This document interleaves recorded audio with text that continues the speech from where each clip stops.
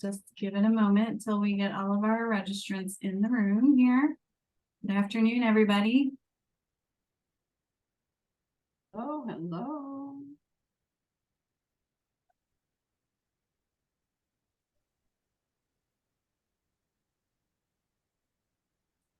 All right. Good afternoon. Welcome. Thank you for joining us for our 2023 Board of Director Nominee Candidate Forum. So glad you could join us to learn more about the NAEA's Board of Director candidates. My name is Meg Killian. I am the Executive Vice President here at NAEA. And a big warm welcome to everybody and to our panelists here today. Hello, everybody. Oh, hello. Hello. Hey. So just a few housekeeping items before we get started.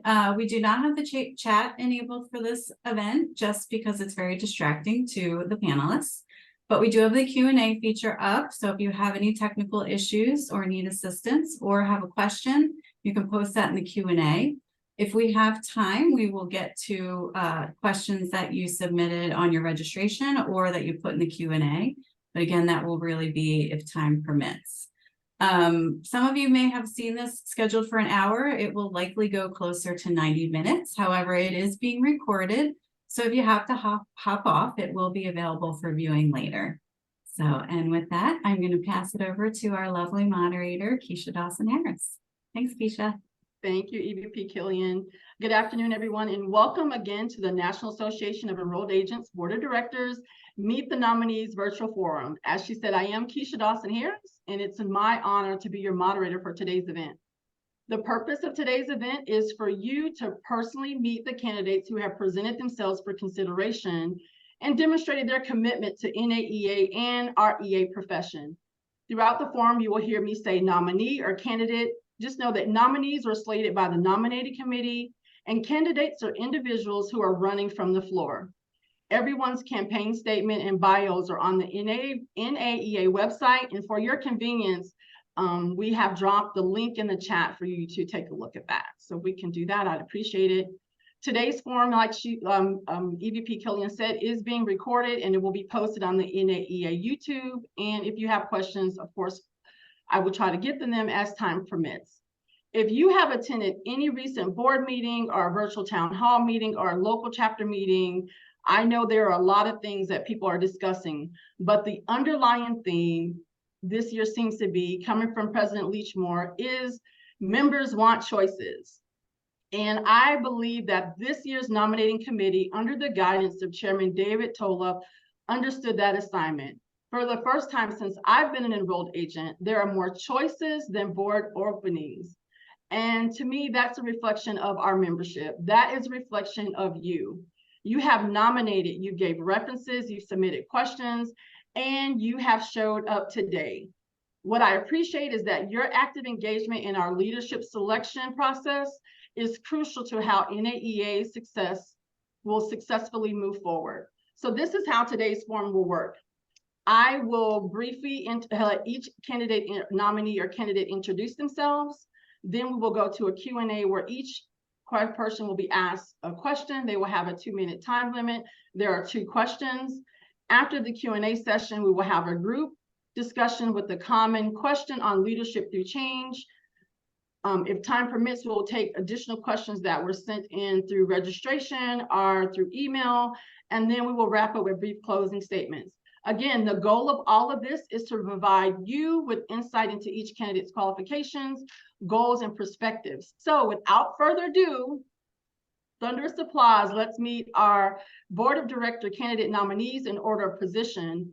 Please introduce yourself. Nominee for President-elect Jennifer McMillan. Thank you, Keisha. I'm Jennifer McMillan, EA. I am currently the Secretary of NAEA, and I'm on the NAEA PAC board.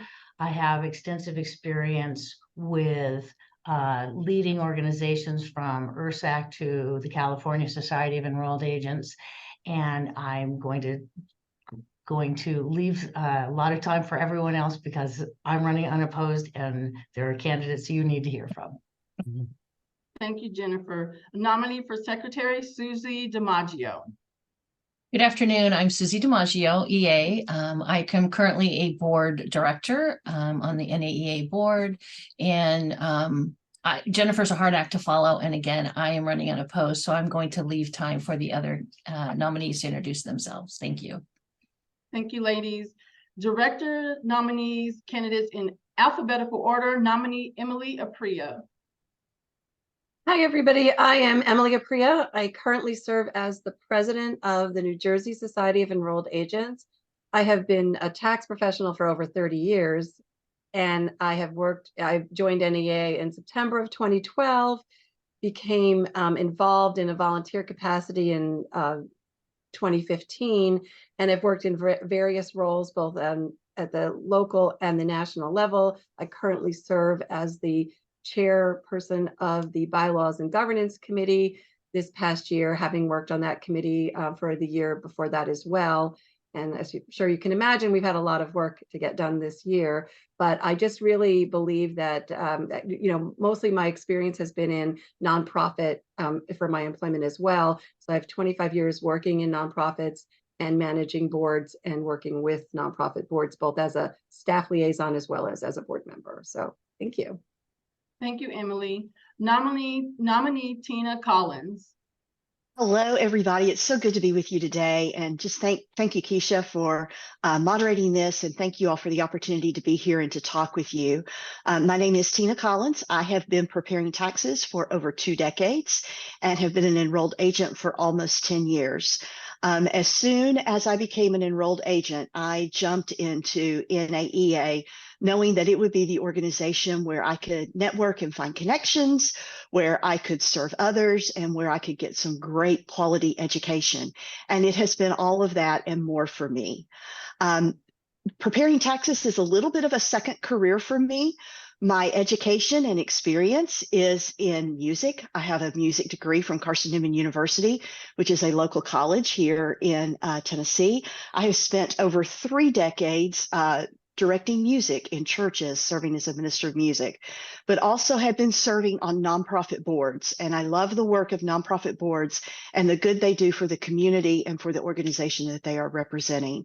I have currently serving as treasurer on the board for the Knoxville Choral Society and also working with Family Promise here in Knoxville, Tennessee. So lots of great experience to draw from. I love getting to know people. I love building relationships, and I hope that makes me a great candidate for the NAEA board. Thank you, Tina. Nominee Tony Frezza. Good afternoon, everybody. As Keisha said, my name is Tony Frezza. I live here in Orlando, Florida. Like Tina and many of us in our profession, the tax world is a second career for me. I began my professional career as a pharmacist, graduating from the University of Florida College of Pharmacy back in 1989. Go Gators. Back then, knowing a lot about drugs and little about taxes and money, my quest for knowledge and financial preservation guided me to become a certified financial planner, eventually an enrolled agent, and then eventually making a career change. I currently own and operate my own practice with a team of 5 here in Orlando, offering compliance and advisory services. It took me a couple of years after becoming an EA to get involved with NAEA. I learned of NAEA after attending NTPI. It was at NTPI that my experience and impressions of the organization at that meeting convinced me that I wanted to be part of this organization and community. As an enrolled agent over the years, I've served in various capacities for my local chapter, my state affiliate, and for NAEA. At the local level, I've been involved with reactivating the dormant Orlando chapter a few years back. Served as chapter president, and I believe I have a life sentence as treasurer. For FSEA, I'm a past president and treasurer, and at NAEA, I'm a graduate of SSLA and currently serve as a member of the affiliate council. I've had the pleasure of serving for several years on the PAC steering committee as well as the PAC board, and when called upon, have served in various committees and teams for NAEA, including the EVP search committee, and most recently, the structural transition team. I just want to thank you all for taking the time to attend today, to learn about us all. And more importantly, I thank you for the opportunity and consideration. Thank you, Tony. Candidate Michael Lawrence. Hello, I'm Michael Lawrence. I'm currently a director on NAEA, running as a candidate. I was not chosen by the the nominating committee. I have been director for NAEA for 2 years. I served on the affiliate council for 2 years. I've served on the government relations committee for any number of years. Currently, I'm working with the government and bylaws committee. Prior to that, I was a president of the New York State Society of Enrolled Agents, served at that and in all the various officer positions for New York and at my local Central New York chapter. And I'd like to thank you for the opportunity to run for a second term. Thank you. Thank you, Michael. Nominee Catherine Tracy. Hi, everybody. I'm Kat Tracy. I'm from Buckeye, Arizona, currently the president of the Arizona Society of Enrolled Agents, and have been an enrolled agent since 2008, and I also joined NAEA right away. In fact, I took the C exam prep classes from our local chapter and thank them immensely for helping me pass that test. I'm a former IRS agent, done taxes my entire life. I started doing tax returns in 1982 with H&R Block when I was in high school. So I just live, eat, and breathe this stuff. I love it. Apparently, I'm some kind of a junkie. But more than that, I love working with people and making people laugh and just have a good time and just get to the bottom of things together if possible. So anyway, this will be a new experience working with NAEA, and I'm looking forward to it if you guys vote for me. Thanks, Kat. Nominee Emily White. Hey everyone, thanks for allowing me to be here. I am currently working in Greensboro, North Carolina. I am an enrolled agent and a certified healthcare business consultant. So I became an enrolled agent in 2017. I am a senior manager at a CPA firm here in Greensboro. I work with our healthcare and our client accounting and advisory services departments. I have an accounting degree from High Point University before it became what it is now, but and I am currently the vice president of our North Carolina affiliate. So I am looking forward to getting involved. It's kind of one of those things that I seem to be doing whether I'm approved to be involved or not. So talk to people all the time about enrolled agents and getting pretty good at explaining myself and what that is. So I look forward to a new adventure, just like Kat said, and hopefully you guys will vote for me. And I appreciate it. Thank you, Emily, and thank you again, nominees and candidates. I'm impressed. We have a lot of diversity. Everyone's from different backgrounds, and that is the beauty of being a member of this organization, is that we have people from all walks of life, and it just shows just the power that we have when we all come together. So let's just take a quick breath, and then we'll jump right into our question and answer session. Again, just to go over the rules, like this is Hunger Games. I will ask each of the nominees candidates one question. You have 2 minutes. I ask you to focus your response, to be concise, to allow the other candidates to be able to answer their questions as well. And to the membership, the questions were given to our nominees and candidates in advance just in order to meet time constraints. So I will start with the officer nominees, and then we'll go into the directors, reverse alphabetical order. President-elect Jennifer McMillan, what would you like NAEA to accomplish over the next 3 to 5 years, and how will your skills and experience help achieve those accomplishments? Well, the Hunger Games analogy is a little intimidating, but for the next 3 to 5 years, along with the continuation of strengthening our balance sheet, providing excellent educational opportunities, and a robust government relations advocacy program, my hope is that NAEA can accomplish a significant membership growth and expansion of our public awareness outreach. We have an aging membership, as we all know, and we need to bring in younger EAs into the association, but we also need to demonstrate excellent value to retain our current members. I have the proven ability to build consensus in groups with diverse opinions, which requires listening more than talking, and then interpreting individuals' desires to find solutions that can bring everyone to compromise. I'm also a team player. It's why I volunteer in the first place. NAEA has become a wonderful place to use my skills. The current leadership works quite well. The board, working with the EVP, has just been phenomenal, and it's increased our growth tremendously. We do have room for discussion and even heated debate, but we all treat each other with civility and mutual respect. So that's really been a really nice change in how the board has worked over the past few years, and I intend to make that continue. Most importantly, I'm not afraid to speak the truth, even when I know it won't be popular. And I always stand up for what's in the best interests of NAEA, regardless of my personal opinion. Thank you, Jennifer.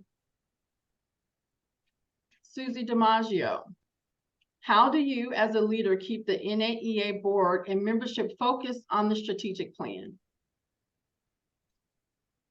Thank you, Keisha. Well, as a leader, in our many discussions that we have through board meetings or committees, the strategic plan should always be in the forefront of our thoughts and our decision-making process. And I believe that a true leader can ask the right questions to bring the committee members or the discussion leaders or whoever's involved in the decision-making back to the point as to how do our decisions that we're currently making affect our strategic plan, and how do they help implement the issues that we need to take care of, or the direction changes that we need to make.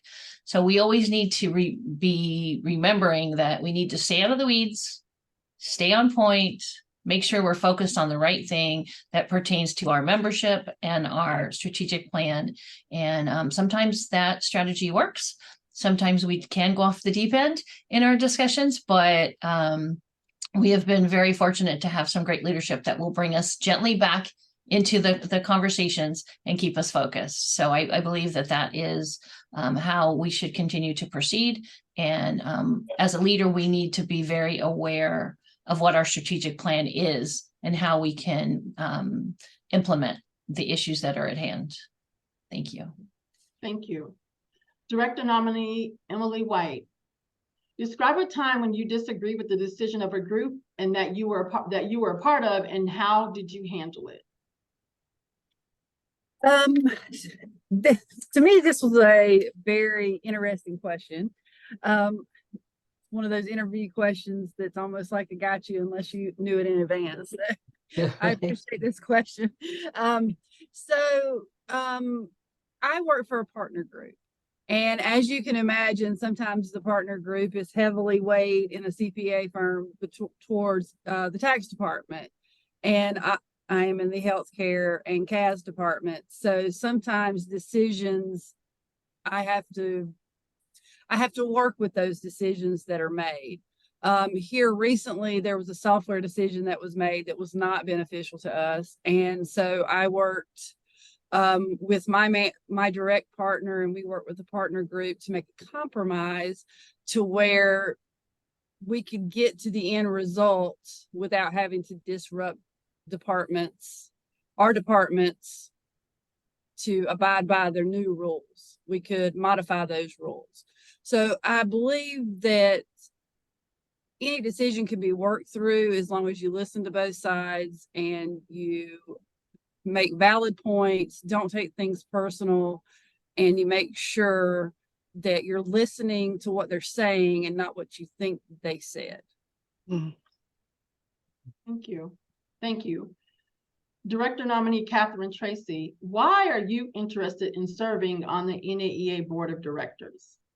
Well, that's a good question. I asked myself that this morning before this meeting. No, of course, I'm interested because I think that we're coming up with a season of change, potentially, and change for the better, I'm hoping.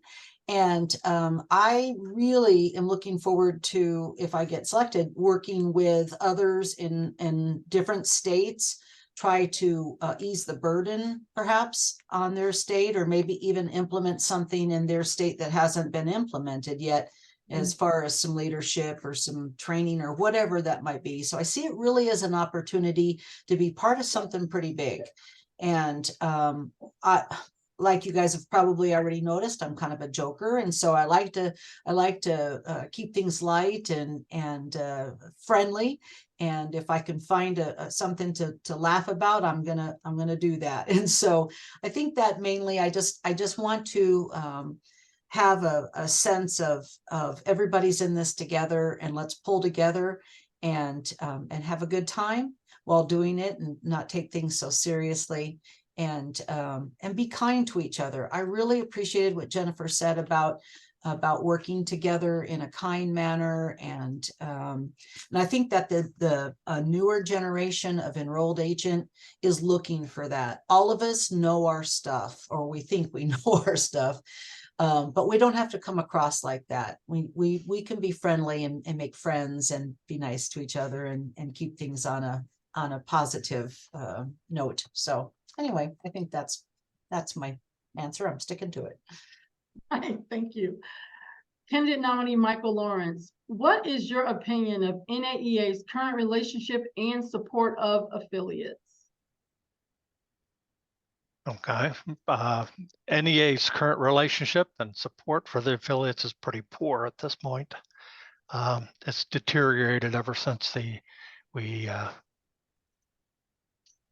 misinterpreted our PPM and turned the affiliate council into a committee of the board rather than the independent council that it was before. At that point, the affiliates really lost their voice at the board. Currently, the only services that we really apply directly to the affiliates are maintaining membership lists and collecting dues for them, whereas in the past we used to provide them with D&O insurance. We used to have the Apex meeting, the Affiliate President's Exchange, which was held at the same time as the spring board meeting and the fly-in, so that all the affiliate leaders could actually network with the board members. There was a much more interaction at that point than there is now. So at this point, it needs to be improved. The relationship between the affiliates has really gone downhill over the last few years, and we really need to improve that. Probably by bringing back the Apex, bringing back the networking between the affiliate leaders, the current leaders. You're going to have all your new crop of leaders are coming up through the affiliates. We need to get them more involved with the board, more involved with the committees. So, that's really it. We need to offer the affiliates a little bit more than they're getting. Hey, thank you, Thank Mike. you. Thank you. Nominee Director Tony Frezza.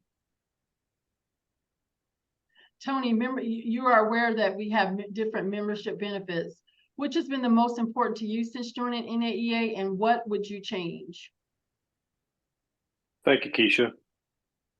To me, the most important benefit's always been the advocacy efforts of NAEA. There are many fine organizations out there competing for the membership dollars in my wallet, but NAEA is the only one looking out for me and my right to practice as an enrolled agent. They're basically looking out to protect my wallet. Along with protecting my right to practice over the years, the NAEA PAC and government relation efforts have been proactive with legislators and voicing concerns and addressing challenges and issues as they come up. So advocacy has always been that benefit for me. What would I change? I like to see the mindset of this benefit change in the minds of EAs, both members and non-members. This benefit is a worldwide benefit to all EAs, regardless of membership status.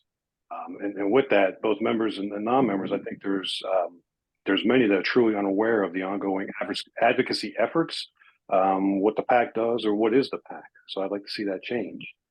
Many professionals, not only enrolled agents, tend to be reactive versus proactive in the field of in the area of advocacy.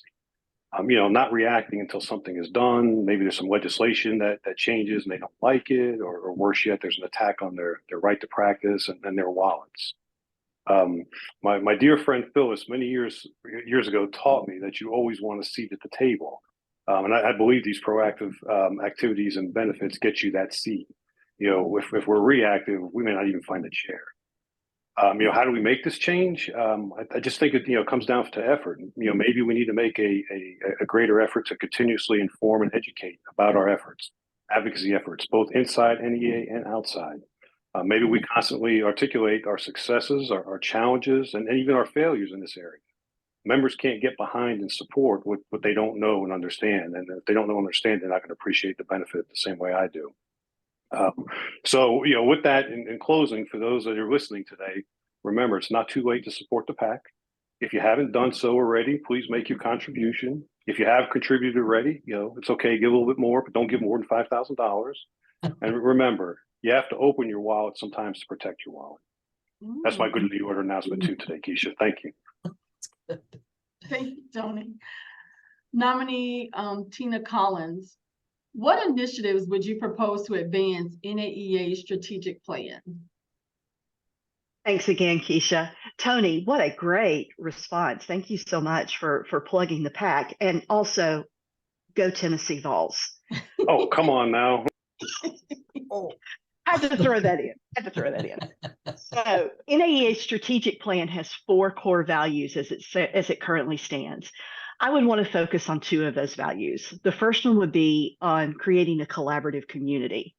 I work in a traditional CPA firm, much like Emily does. And I am seeing within our own firm and with those folks that I network with, that the pipeline for candidates to work in a traditional CPA firm coming out of college, studying for the CPA exam, that pipeline is dwindling, and it's dwindling quickly. And I really believe that talented EAs are the solution to fill those spots in these firms. That's how I came to PYA, where I currently am at. So as we continue to strive to be America's tax experts and serve our clients well, I believe a collaborative effort between CPAs and EAs would be a great endeavor. Locally, I've already been working with our local TS CPA chapter on some networking events and on some education opportunities. And I think it's just a great chance for us to come together with our knowledge and with our desire to serve our clients well and to be able to work with one another. The other initiative that I would work on is equity and inclusion. I do believe that everyone deserves and needs a seat at the table, and that all members should have a voice, and that voice should be heard. So I would love to reach out to as many EAs as possible to help them know and understand the benefits of joining NAEA, to get them involved in what we're doing, to help them understand that we are the group that is advocating for their careers and for their right to prepare taxes. And let's all work together. Once again, that collaborative idea. Let's all work together to make our voices known, and for enrolled agents to be known across the tax spectrum. Just like Emily, I spend a great deal of my time explaining what an enrolled agent is and what we do and how that differs from a CPA. I think the more we can work together, the more we can include one another, the better we have to be able to get that message out to everyone. Thank you, Emily. I'm sorry. Thank you, Tina. Director nominee Emily Apria, give it a specific example and when you demonstrated leadership and how that was accomplished.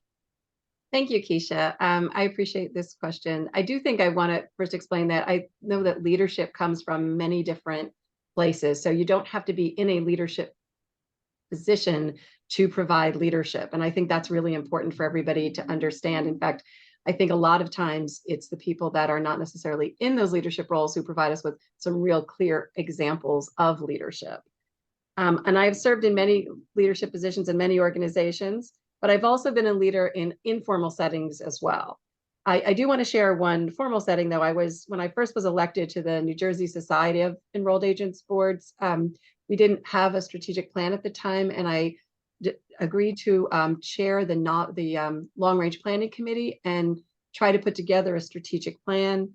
And I went about it in a collaborative effort, because I really believe that the best answers we're going to get is when we work together with everyone. So we had meetings where the board all got together and we worked on creating a vision, and then within the committee chairs of the various committees, trying to come up with what would be the best goals for those committees. Again, believing that a bottom-up approach is much better than a top-down.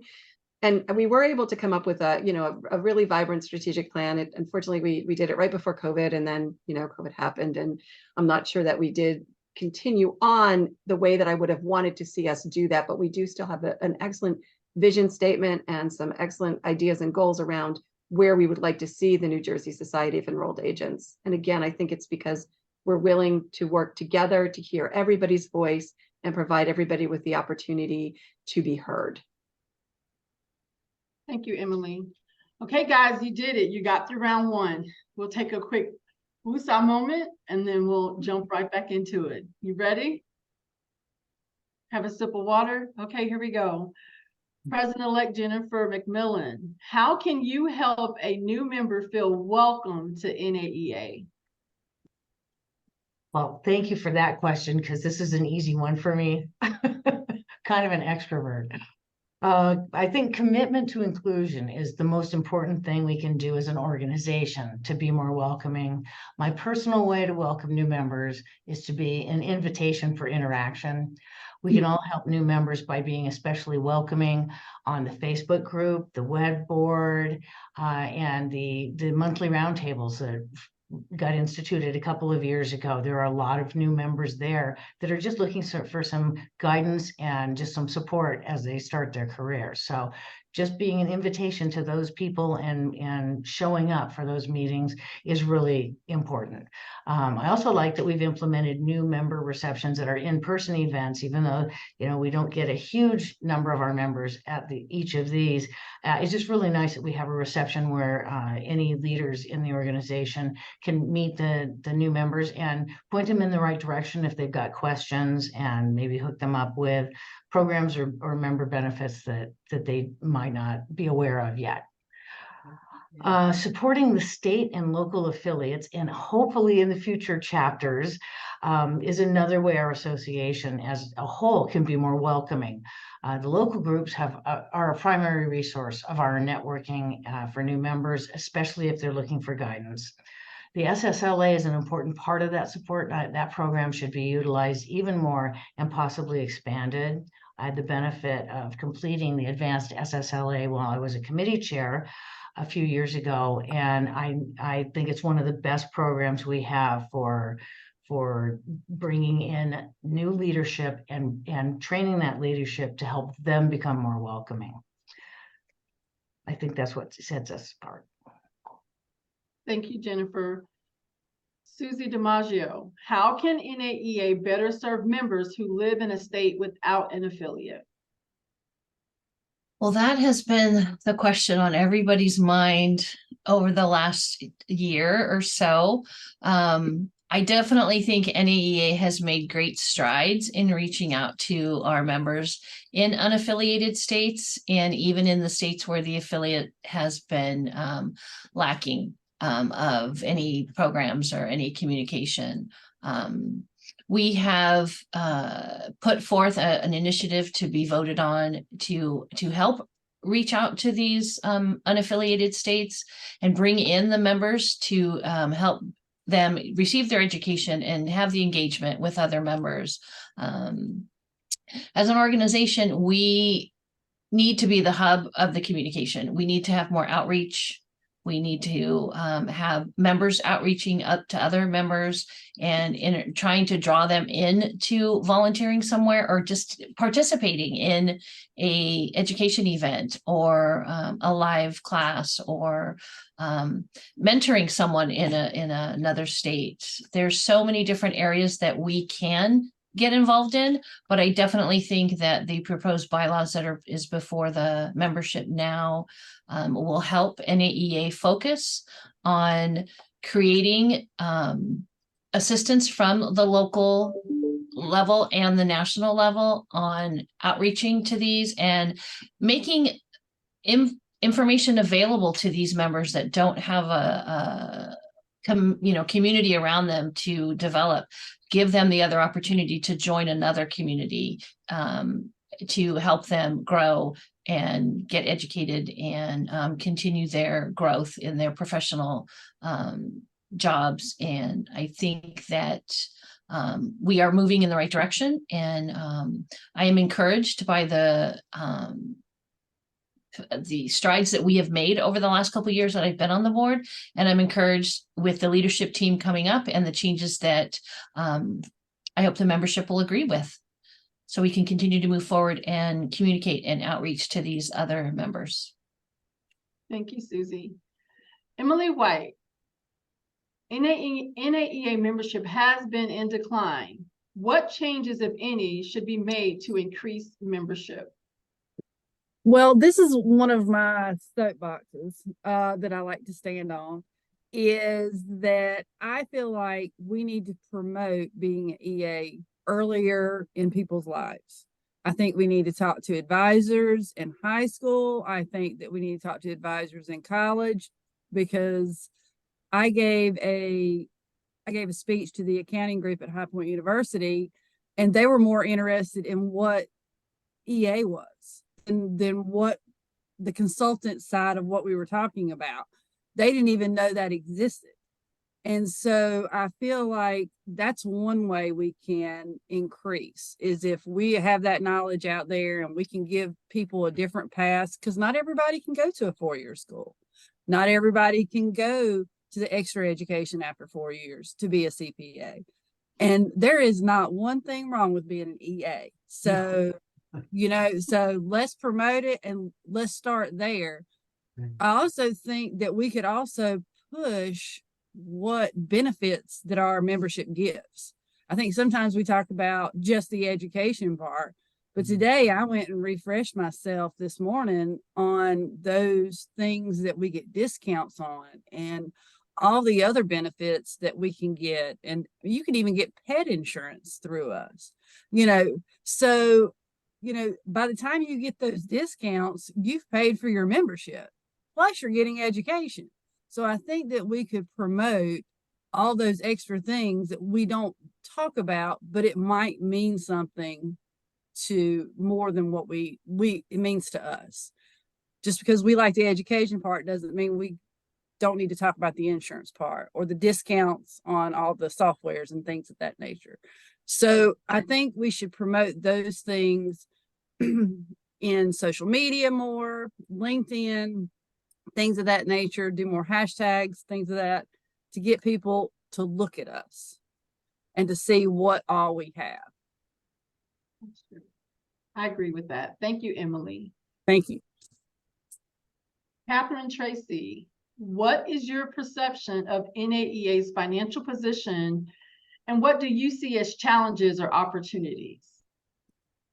Well, admittedly, I didn't even know where to begin to look for the information about NAEA and our revenues and what have you, until, thank goodness, I got some good help from Megan, and she pointed me in the right direction to the board book. And then now I'm looking at the profit and loss statement and the comparison, and it's really exciting to see that membership dues are up, and we hope that they can keep going in that direction. Some opportunities that we have that she and I talked about just briefly was diversifying our education offerings, because everybody can get education everywhere. You can get it for free through the IRS and other places. I was even offered a free CPE to watch a account management demonstration, which I thought was a little bit a stretch, but that's okay.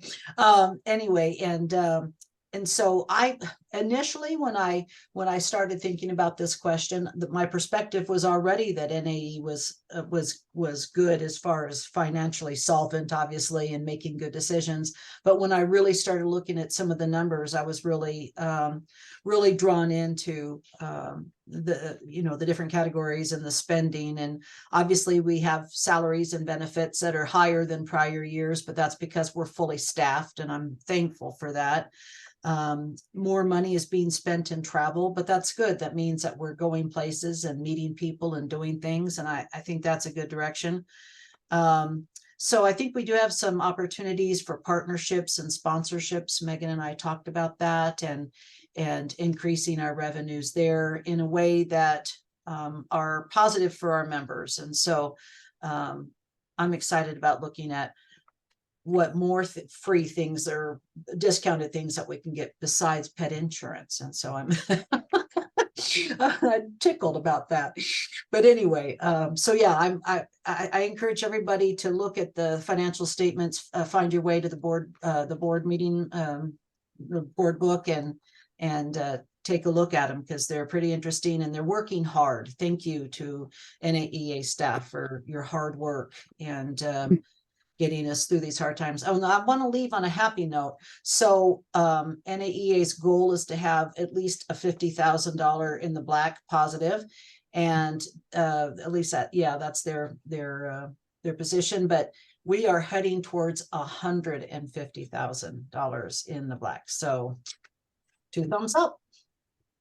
Right now, I can see Treasurer Ed Ryan probably doing some high fives and running around. I would be. So, I mean, he's excited that someone's reading that. So that's awesome. I'm glad you took the time to do that. All right. Michael Lawrence, is there anything about the NAEA culture that you think needs to change? Well, right now the NAEA culture is overall very good. I mean, we're focusing on advocacy. We've got the fly-in day came back this year in an expanded format, which worked out quite well. And I was happy to see that. I was happy to attend that. The SSLA, we've held one session post-COVID, and next year we'll be holding another, and again an expanded version of it along with the fly-in. I like to see that everybody getting together where people can interact and they can network together. That helps build our leadership, helps build the pipeline. The only thing I would like to see the leadership become a little more inclusive. Our international members are just not getting the consideration that they need or that they deserve. Over the years, over the 15 years I've been attending the NTPI and our annual conference, I've seen a great many people from international attend that, become NTPI fellows, but I've never seen any of them sit on the board or sit as chairman of the various committees. And I would like to see that expanded, give them a little more opportunity. We need that pipeline for our leadership, and our international community is growing. The need for EAs around the world is growing, and we need to bring more people in, and they're not going to learn about us, and they're not going to really consider NAEA if they're not getting any consideration from NAEA. So I would like to see that improved. Thank you. Thank you. Thank you, Michael. Tony Frezza, what are your thoughts on eliminating the CE requirements for members? Excuse me. I'm not in favor of eliminating the 30-hour CE requirement for members. Excuse me. I'm a proponent of education. I truly don't understand how an enrolled agent in today's day and age can get by on 30 hours or less per year. I just am not that smart. But I do understand that the committee has identified this as a barrier for membership for some, particularly financial one. But why do we need to throw the baby out with the bathwater and lower our standards as an organization? Are there any other alternatives to alleviate or eliminate this barrier? For example, is there an opportunity to improve on the existing benefit and market it and sell this in a different way? I mean, we're already getting some hours of CE for free. Can we increase it to 30? Spin it from the standpoint of, for the protection of the U.S. taxpayer here at NAEA, we hold our members to a higher standard professionally and ethically, and part of that's through CE. And at NAEA, we're not cold. We understand the financial burden, so we're giving you that benefit. Now, I know somebody out there in TV land right now is rolling their eyes and throwing their hands up in the air and saying, man, you're crazy. We can't do this. We won't do this. You're going to affect revenue, cut into our paid educational series, and the list goes on with the can'ts. Well, remember, first of all, there's no such thing as can't. We either can or we won't. But more importantly, I disagree. First of all, I view this, if you do something like this, and this is just a suggestion, but as a grab and grow type series, maybe refresher, refill, or topic, something to meet the needs, and provide an avenue for those that may need this. Don't give away the farm. Don't do your required topics, ethics, or specialty trainings. But secondly, if it's truly a barrier and we eliminate this barrier, will we not increase our membership dues revenue? And with those new members, is there an opportunity for them to participate in other avenues of the organization that they're not? And let's not even think about the future of our succession with new members and potential leaders. And third, this is controversial, and this is just a topic or a subject, but I think there could be additional vendor sponsorship opportunities with proper vetting and due diligence. But that's a whole separate conversation and topic for another day. So in the end, Keisha, I just, this is just an example, but I'm not in favor. I just think there may be a better way rather than lower our standards. Okay, thank you, Tony. Tina Collins, how would you handle a member who is complaining about NAEA? Keisha, thank you so much for giving us such easy questions to answer. That we can just roll off our tongue and just give these great answers. I mean, wow, conflict resolution, never fun, never easy, but always has to be done. None of us like to confront someone, and none of us like being confronted. It's just not within that fight or flight response, and the adrenaline starts pumping and you just don't know what to do. So I believe that when you're trying to resolve conflict, that the most important thing you can do is to try to separate your own personal feelings from whatever it is that is happening in front of you, and try to solve the problem rather than internalizing it and making it something personal. So rather than starting the conversation with what is wrong, I always like to ask, what has happened to make you feel this way? This gives the person who is complaining or upset an opportunity to voice themselves, to say what they need to say and to get it out without feeling like they're being judged or they're being harassed. And if the situation is conducive to a good conversation, I like to approach it first by listening. Too often we listen to respond, we don't listen to understand. And if we're going to resolve conflict, and if we're truly going to work together, we must listen to each other to understand one another, to know what's happened and to understand how the person feels. But anytime I'm doing conflict resolution, towards the end, I always like to turn it around for just a moment and say, what ideas do you have to make this situation better? And to give them an opportunity to have a seat at the table to say, wow, I'd really like to see us do this, or I'd really like to see us not do this, or have we ever thought about this? Sometimes that works. Sometimes it just brings up more conflict. But I, for one, never want to come to the table with a problem without also having a potential solution to go along with it. So I think it's important that we hold each other accountable to those standards. Thank you, Tina. Emily Apria, what is most important for members to understand about NAEA's DEI goals? Thank you, Keisha. I appreciate this question. I think we talked about this in a lot of different ways from many of the other nominees and candidates' responses, because in order for our organization to grow and be strong, we need to have representation from people of multiple backgrounds, cultures, and opinions, but also for our profession. We are looking to reach out and to get more people to join the profession as well as to join the organization. So, if we're recruiting from enrolled agents, we need to have a pool of enrolled agents to recruit from. And we need to make that be something that's attractive to individuals of all levels. And I agree completely that I would love to see us have some younger voices. I mean, millennials aren't the youngest people any longer, right? And for somebody from my age, I'm a baby boomer, it's a different perspective, but I'd like to see some Gen Z people at the table. I'd like to see some younger, and whatever the next one is, I'm not sure, but I'd like to see us really reach out in terms of age diversification, because that's going to be necessary for our organization to grow. And we're not alone in this. I think most membership organizations are suffering, and most employment situations are suffering as well. So we have to be able to be inclusive, to be open to everybody, to make sure that we provide the opportunity for everybody to have a sense of belonging, to look across and say, I see somebody that looks like me, that talks like me, that thinks like me, that's in this organization in order for the organization to grow and thrive. We're not going to be able to do it by doing the same things we've always done.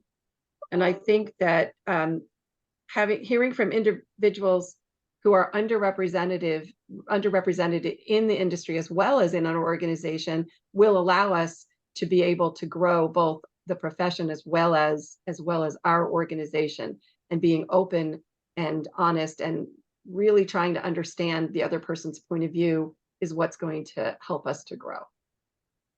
Awesome. Thank you, Emily. Okay, guys, here's the easy part. We now can transition to our group discussion. So the biggest thing about this is how we learn to interact with each other as we're all sharing a common question. So I'll read the common question. You can raise your hand or either put your hand up in the on the Zoom, and then I'll call on you. But I would like for this to be a discussion so our memberships can just see how we can all gel together as we move forward to be parts of the board.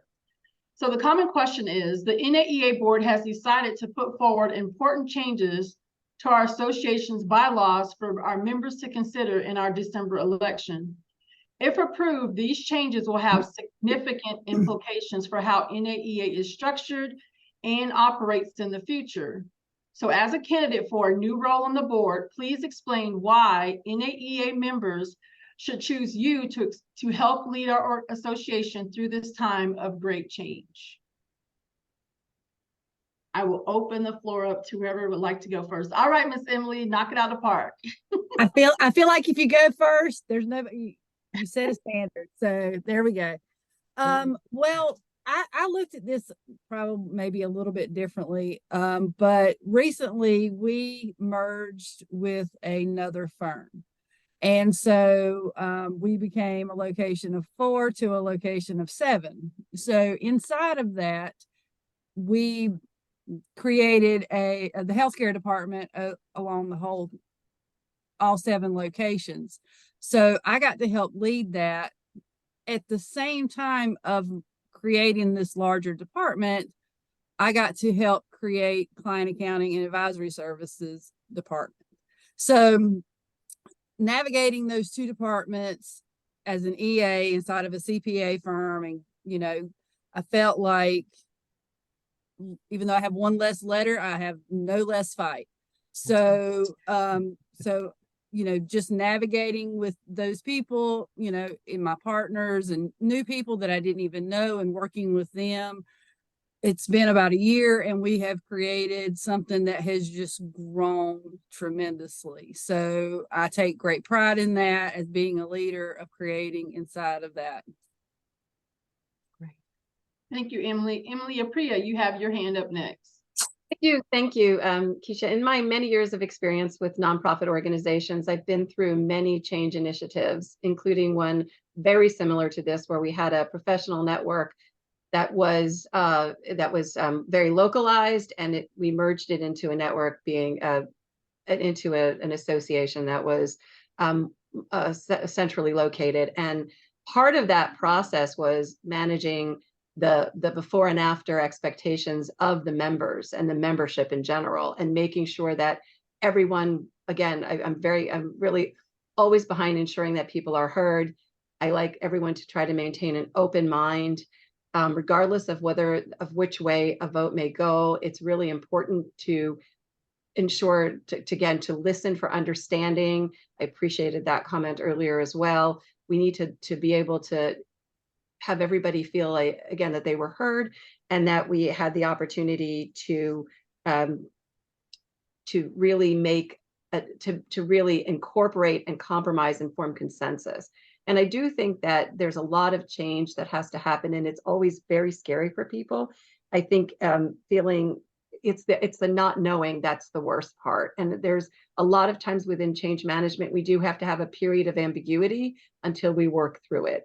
And I really believe that I can help people feel more comfortable in that state before we have the final end state, because that is going to be the reality. We're not going to know day one what this is going to look like at the end. Thank you, Emily. Next, Tony Frezza, you had your hand up next. I think very exciting and scary times for NAEA, the NAEA members with these potential changes. I think, to ensure success for this, a combination of vision, knowledge, and experience of the leadership are the qualities necessary to help steer our organization through this time of change. Sitting here today with my colleagues, not only do I feel I have those necessary qualities, but I believe they all do as well. But I'll just speak for myself. As a former member of the structural transition team, I understand the vision for the change. Past involvement with NAEA, FSEA, and other professional organizations provided me with tremendous insight and knowledge on association management. And I too also have experience and have been involved with operational restructuring of a professional member organization in the past. And so, like I said, it's going to take a lot of work and effort. But as an NAEA director, I bring all my skills, vision, and knowledge and experience to aid in the success of our organization. Thank you, Tony. Michael Lawrence. Okay, as a current member of the board, assuming that the members pass this, then we're going to have to come up with some reasonable financial plans to fund the chapters and to do the work they want done. We're going to have, but the chapters have got to know what they're going to get for this. I mean, if you vote in favor, you want to become a chapter, it's like, okay, what does that mean? What are you going to get? What are NAEA's obligations to you as a chapter?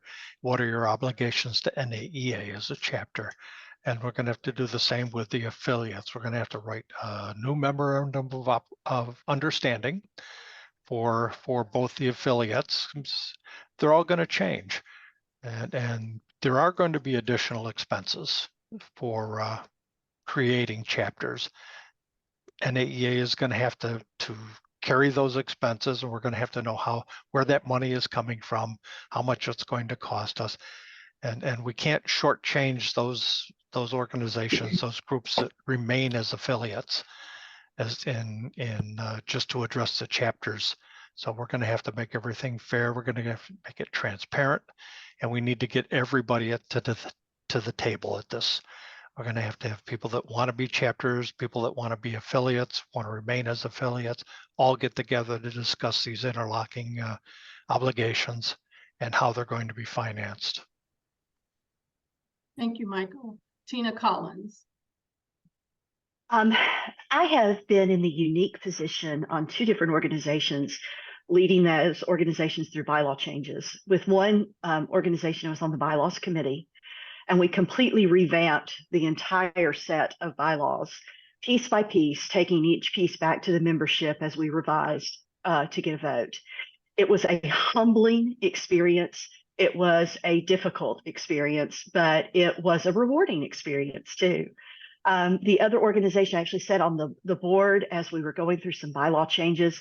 And with both of those instances, what I found more and more that was so important was that communication to the membership at large had to be at the forefront of everything they were doing. No one could feel like that this was being done for self-serving purposes or for purposes other than just the good of the organization. And as I have watched the careful consideration of our bylaws committee, the careful consideration of our board members, the spirited discussion that they have had, I believe that there is strong evidence that the potential changes are being considered only for the good of the organization. And I think just the passion you see from the people that are sitting here on this screen is a testament to the larger passion that is out there for this organization and who we want to be when it comes to advocating for EAs across the community. So having the right leaders to make these changes is essential. Personally, I don't think you can go wrong with a single person who is sitting on this call today, because I believe we all share that passion and we all want the betterment of the organization. So having the right leaders is going to be essential, and I think we've taken the right first steps for that. I hope that you can see my passion in advocating for enrolled agents, as well as my years of experience in being an enrolled agent and in helping organizations go through change helps make me a great candidate for being on this board. But even if I'm not on the board, I'm still going to work hard. I'm still going to advocate for EAs. I'm still going to be part of the organization and work for the betterment, because I do believe that that is the overall goal. Thank you, Tina. Mhm. Catherine. You know, I've been sitting here listening to my colleagues, and I just am so impressed with everybody on this call, and love to get to already get to know you, but just working with you, and I just say ditto to everything. I made some good notes because I really liked what people were saying. The change management aspect, we're having to manage this change, and how are we going to do that? Are we going to be friendly? Are we going to be an enforcer? You know, how are we going to do that? I've always taken it, at least, and maybe this is my naive way of looking at life. I'm sort of like Tigger when he comes bouncing in. I want to have a friendly approach, and I want to love on everybody. And I think that when they asked this question, when they were interviewing us, the thing that came to my mind, number one, is that I want to help be a facilitator of change for good. And if this change happens and not everybody agrees with it, we still have to live with it. And so I just really want to be a good communicator. I think a little bit of communication goes a long way. At least that's been my motto. And I like, though, the thoughts of having a reasonable, obviously the financial plan. We all got to be thinking about this, Michael, and thank you for bringing that up. And also remembering the affiliates. I know for the state of Arizona, I'm 99.9% sure that we're gonna want to remain an affiliate. And so what does that look like for our state versus other states? And I am excited to think about helping a state that doesn't have anything available to it. And I'm also excited about partnering with states. Arizona's been talking about maybe partnering with New Mexico. And I love New Mexico. I love our friends in New Mexico. So it's a delicate balance. It really is. And so I want to be new eyes, new ears, and make friends in this process. And I think that that's what I bring. Awesome. Thank you, Catherine. And thank you all for your input. It's encouraging as a current board member to know that our members are actually paying attention and they're attending the board meeting and they're well informed. So with that being said, we have a few minutes out. We'll read a couple of questions from the membership, and you are welcome to just chime in and answer as you would like. This is from Brad Messner. With the IRS increased focus on security and depending upcoming security related changes to Circular 230 and NAEA's limited historical efforts to assist or provide guidance to members on these topics, what is your plan to increase the overall understanding and acceptance of cybersecurity in our industry? While this may not be specific to the things on the board, if you want to address this briefly, I will allow that and limit it again to 1 to 2 minutes, please. Catherine. I appreciate this question, and I'll tell you why. I was talking to Megan before we were on live and about the fact that one of the things that NAEA offered was a free VeriFile opportunity. And I know people that are in firms that are large firms have an IT department, and they have people thinking about this. But there are a lot of sole practitioners out here in NAEA land and EA land.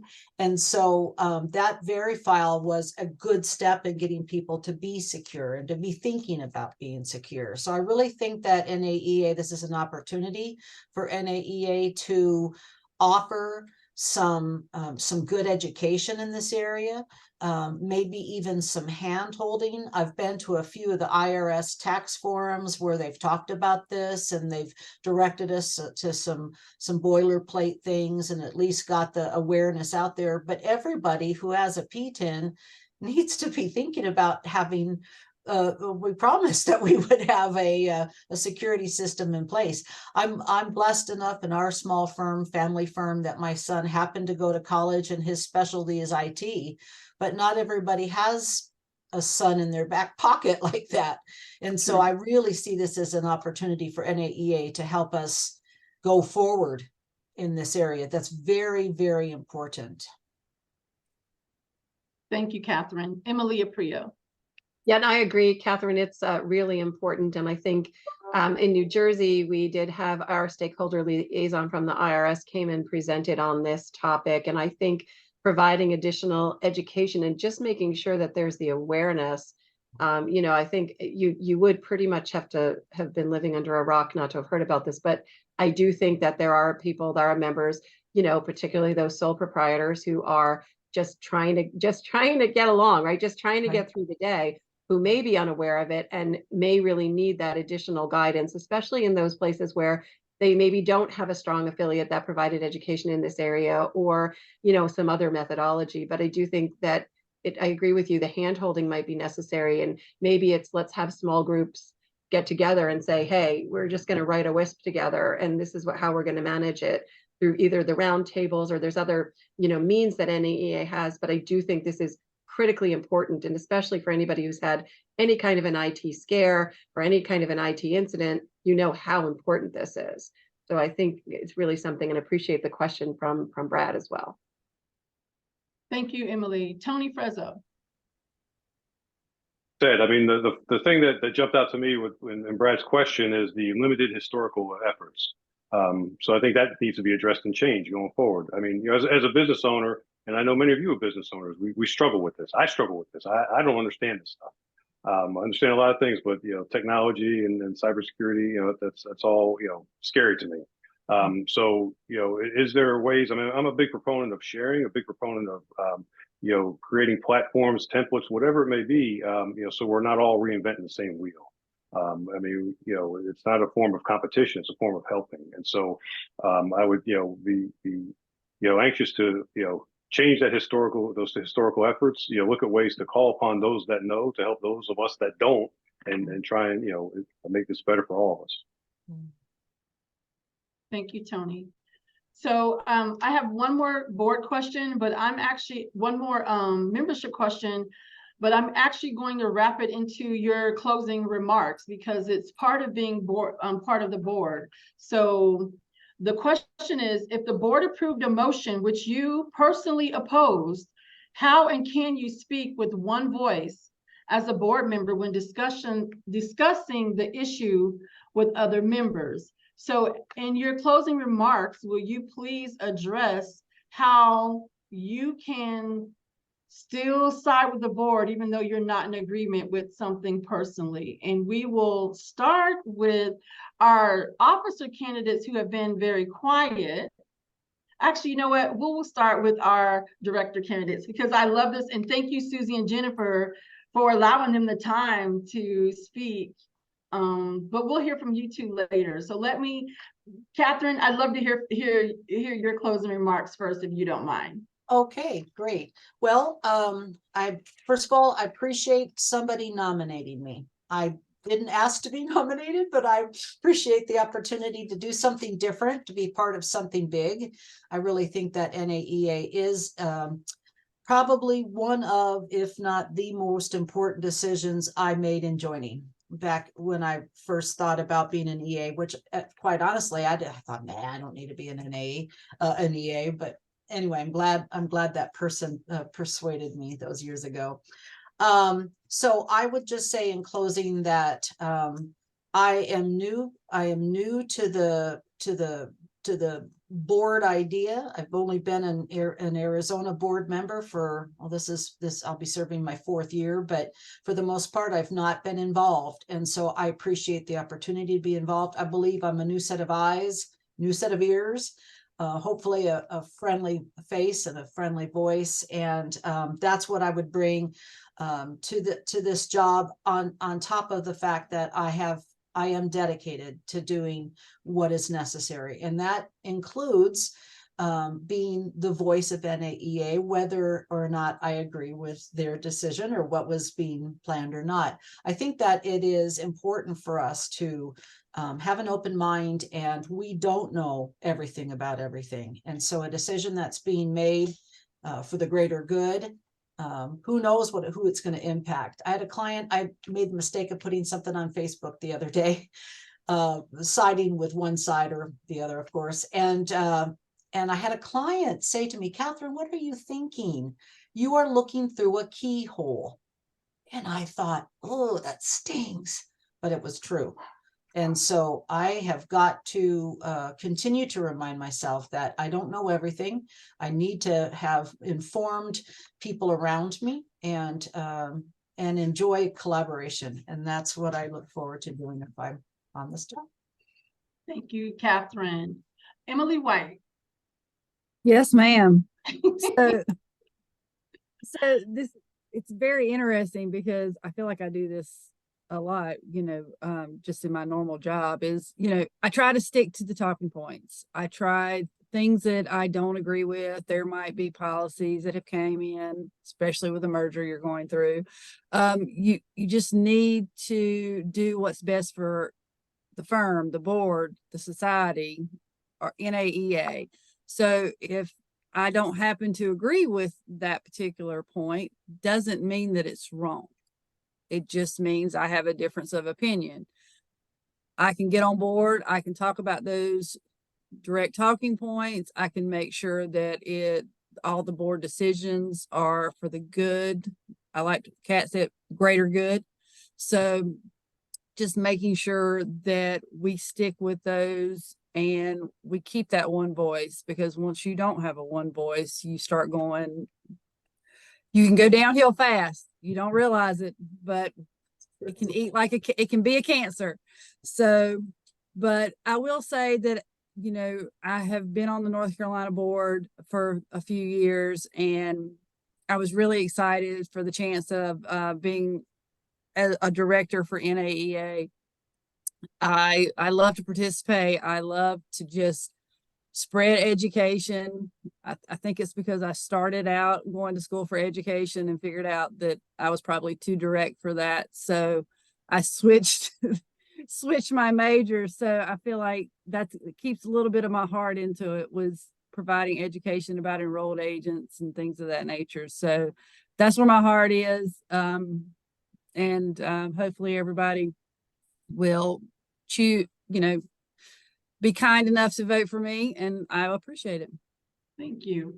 Michael Lawrence. Okay, the board speaking with one voice is something I have a lot of experience with. I've been on the short end of any number of board decisions. And when I've asked about my personal position, I direct them to, they should have attended the board meeting, because there I express my opinions and they know how I voted and what my opinion is. But once the board has made a decision, I have to support that. I may not be all that enthusiastic about some of it, but I still have to stand behind what the board did. I mean, I'm a member of the board, and as such, you stand behind it and support what they've done. As a director, my goal has always been to increase the transparency and the accountability of the board. And I've opposed the board decisions where that transparency and that accountability just isn't there. It's not only in the decision making, but in our finances. I've always tried to support the members. They've been my main focus. It's supporting the members and letting the members decide and standing up for what their positions are. And, if I'm reelected to a second term on the board, I'm going to continue doing the same thing. I will still be the voice that stands out and asks the hard questions and the unpopular questions. But in the end, if the board votes against what I want, then it's a position I've been in a lot. So it's just goes with the territory. Once you've expressed your opinion and you've voted, the board has voted, you have to stand by what the board has decided. So, thank you. Thank you. Emily Apria. Yeah, thank you. I appreciate the opportunity for the closing remarks and to respond to this question. It's difficult, right, to divorce your personal feelings from what a decision was. But I will share within my own company that I've worked for, when I felt that a decision, wasn't the right decision. But once it's made, then it's incumbent upon me to ensure that I move forward with the board decision. That's part of being on the board. And it isn't a board of one, you know, so it is a collective body. And I have to respect the opinion or the decision that was made at the board level and move forward from there. I think that trying to, and I've also experienced where people try to then, you know, come back and change it and do that through public opinion and many other different kind of ways behind the scenes. And it's very disruptive both to the board and disrespectful to the board members who made the decision, to the organization as a whole. So I know it's really important to come forward and use the talking points. And again, I appreciate Michael's response. Like if you really wanted to be involved in those individual personal opinions, or you know, you could have attended the board meeting, or you can still see, you know, how the board individual people voted. However, once the decision is made, it's incumbent upon us to move forward and move the organization in the direction. I do firmly believe that I don't have all of the answers.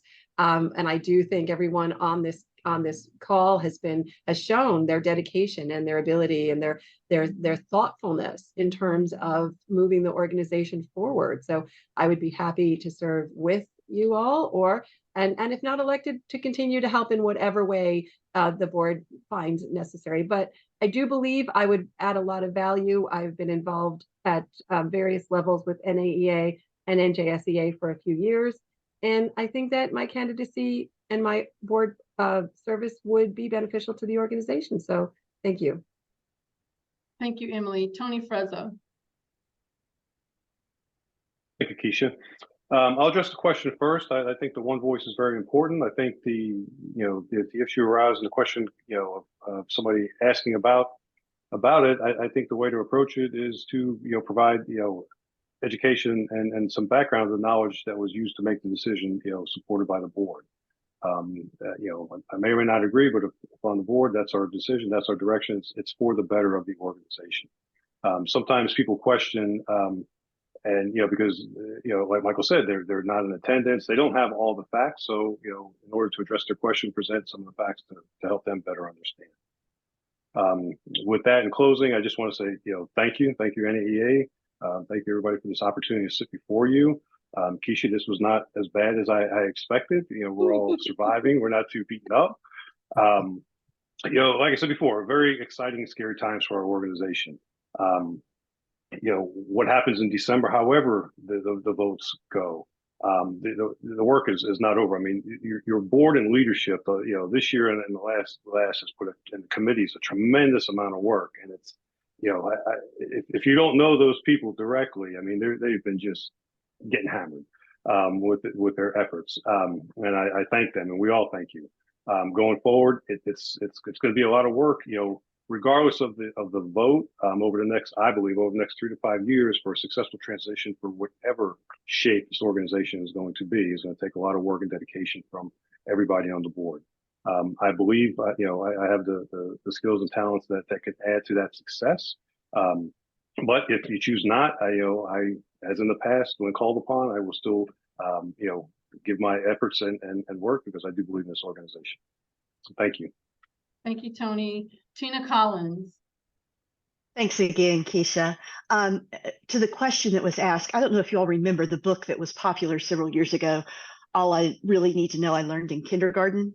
Well, I think this question points right back to that book, because what we learn in kindergarten is that we have to learn how to play together. And when somebody takes our toy, or when we don't get to play with the toy we want, we still have to learn how to play together. We can't take our toys and go home. We've got to stay there and work it out.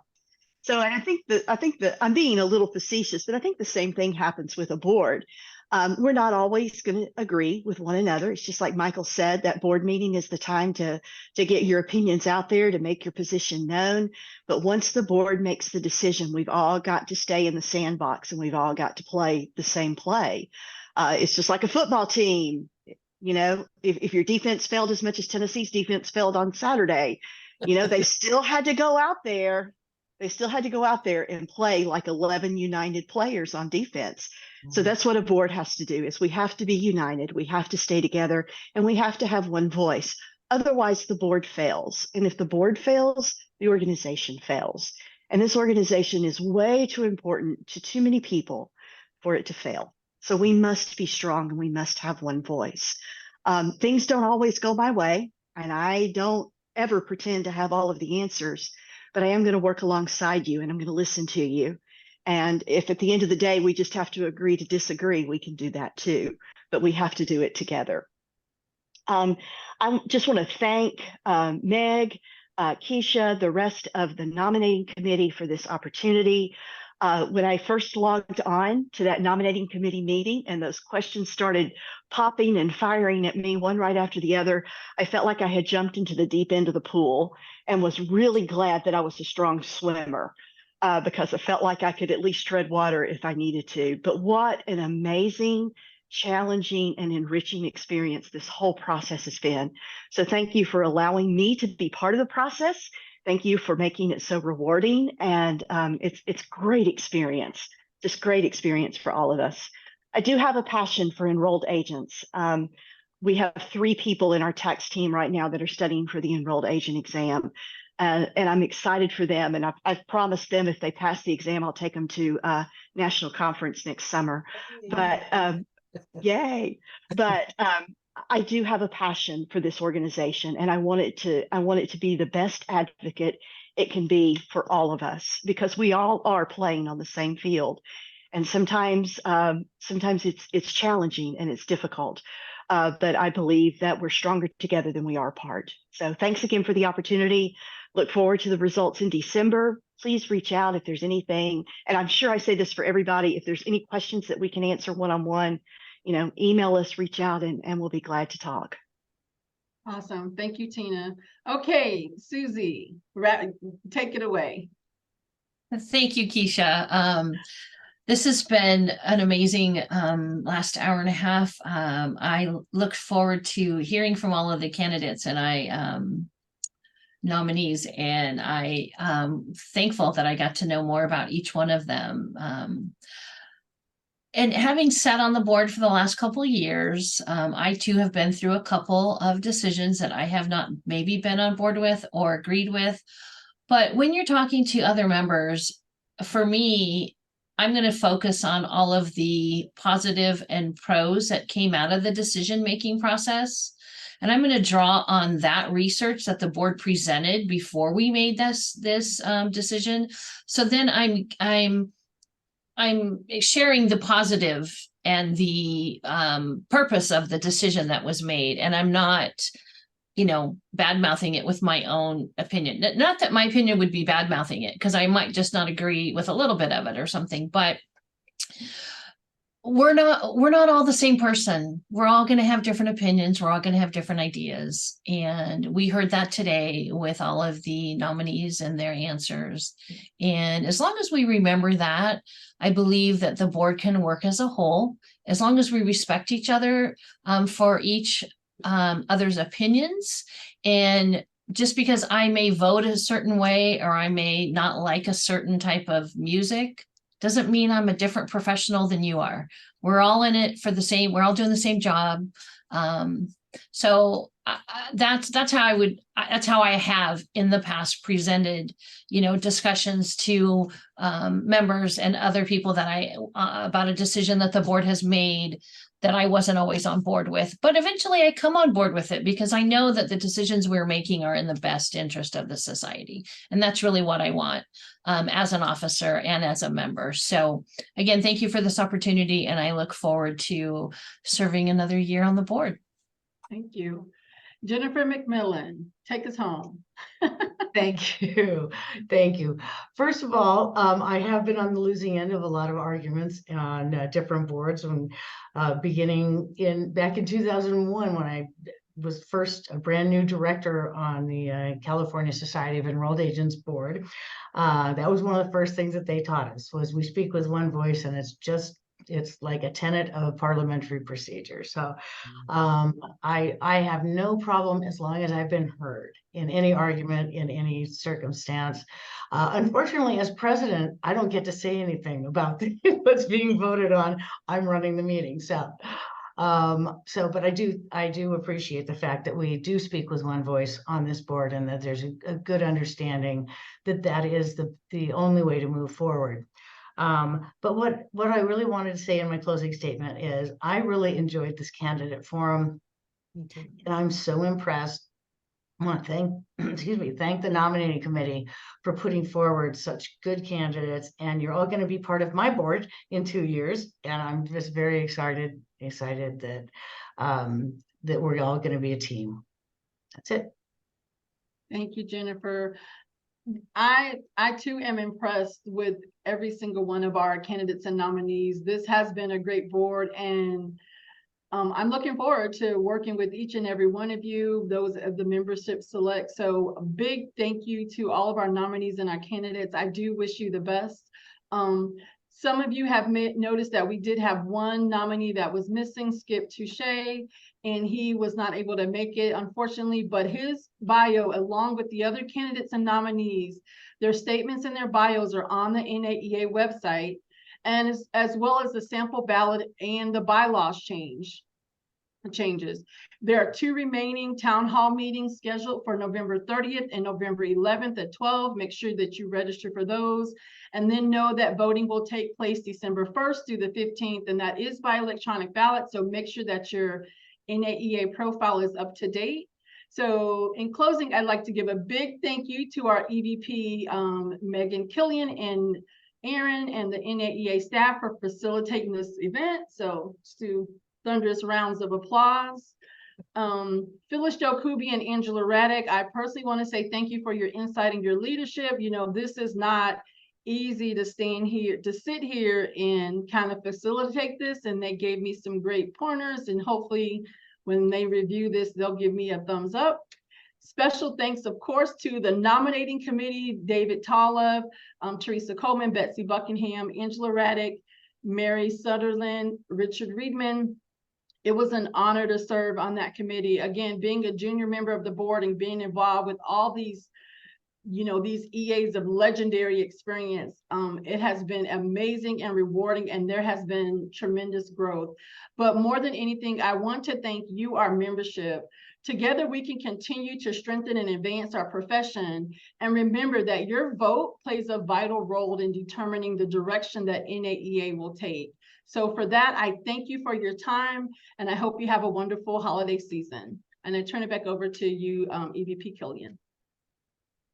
Thanks, Keisha, and thank you to all of our participants today. You did an amazing job. I look forward to working with all of you in the future.